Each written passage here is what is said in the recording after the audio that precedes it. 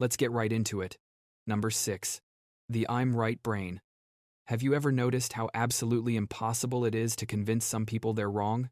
You know the type. They can be talking about how hot it is in Antarctica or claiming that pineapples can read minds, but somehow they're convinced they're right. Welcome to the world of the Dunning-Kruger effect, a psychological phenomenon where people who know the least are often the most confident. In other words, your brain might just be telling you you're the smartest person in the room, even when you've never heard of the topic you're confidently rambling about. What's worse, the less you know about something, the more likely you are to assume you're an expert. It's like watching someone barely holding a spoon for the first time and thinking, yeah, I could totally teach a masterclass on this. It's almost like your brain has no problem tricking itself into thinking it's the king of the hill, when in reality, you're barely crawling up. So, what's going on here? Well, the brain is basically too lazy to check its own facts. It believes that confidence equals competence, even if you're just confidently spewing nonsense. This leads to some absolutely wild situations, like the time your cousin tried to explain quantum physics at Thanksgiving dinner. He's a mechanic. It's not that they mean to sound ridiculous, it's just that they don't know what they don't know.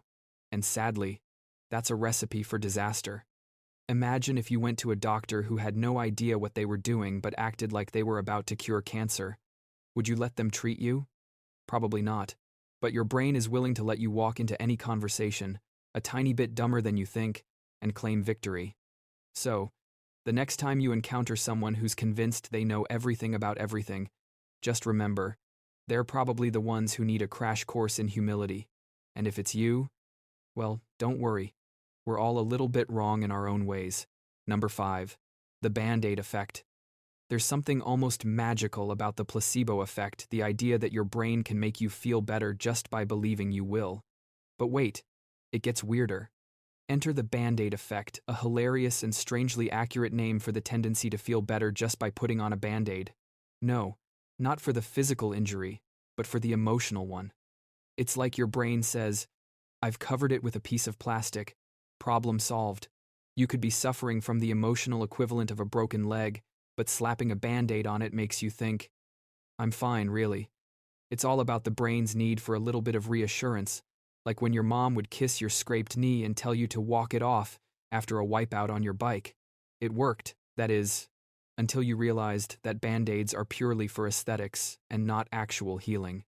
Here's the kicker. A Band-Aid on a minor injury actually does help, but only because your brain believes it's working its magic. The same applies to things like painkillers, where you're convinced the problem is getting better even if the pill you took was just a sugar tablet. Your brain releases all sorts of happy chemicals just because it thinks you're taking care of the issue. And suddenly, bam, you're feeling better. It's not all that surprising when you think about it. We've all been there, applying a Band-Aid to an injury we know will heal on its own. But we also know that the Band-Aid symbolizes hope and maybe just a little bit of denial. The truth is, your brain loves tricks, and the Band-Aid effect is one of its oldest favorites. Number 4. The I don't need to study myth. Everyone's had this moment. You're facing a big test, and you're pretty sure you don't need to study because, hey, you're already so smart. Flashback to the moment when you thought that exact thought before failing miserably. This is the illusion of competence, a delightful trick your brain plays on you when it convinces you that you already know everything, despite not cracking open a single textbook.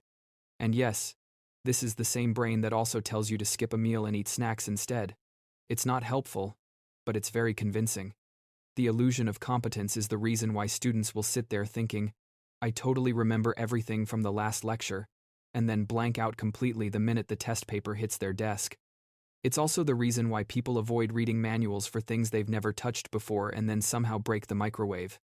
Your brain, the sneaky little thing, convinces you that your past experiences and common sense are enough to get you through. The thing is, you can't remember stuff you never actually learned. So while you're sitting there smugly assuming you know it all, your brain is laughing in the background. Oh, you're gonna learn today. Don't be fooled by your overconfident self.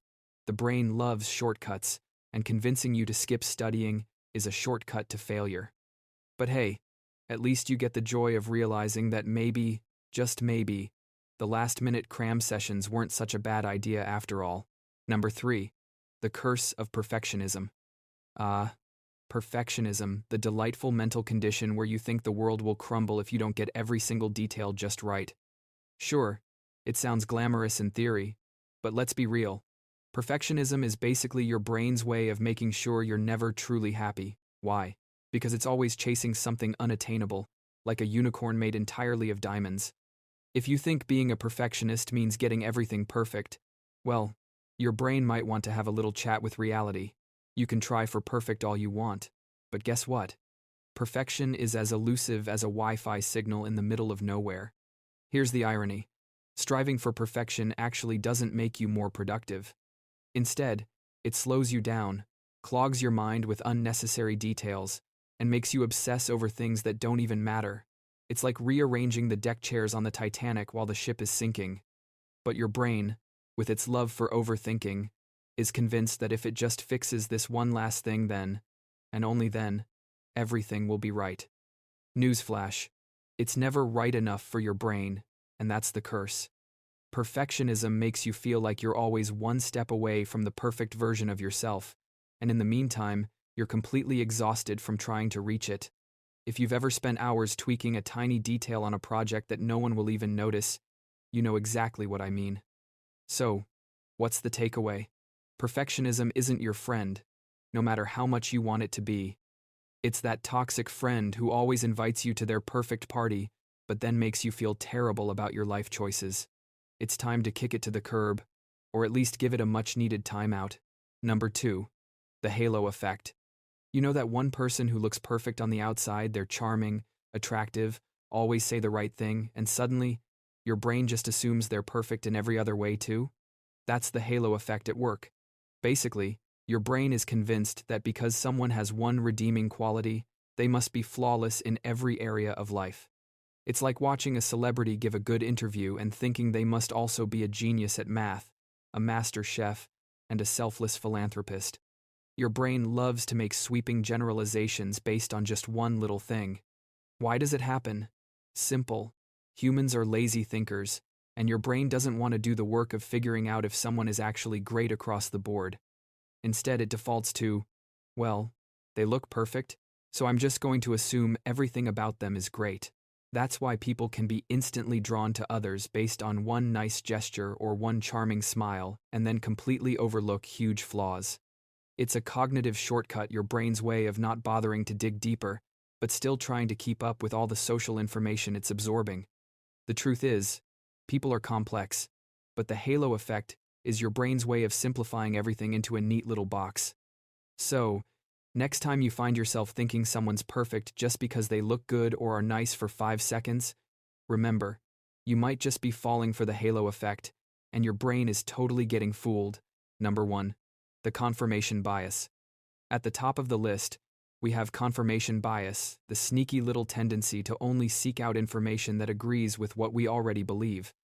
We've all done it, scouring the internet for that one article that proves your point, ignoring everything that contradicts you, and reinforcing your own opinions with a nice little mental cushion.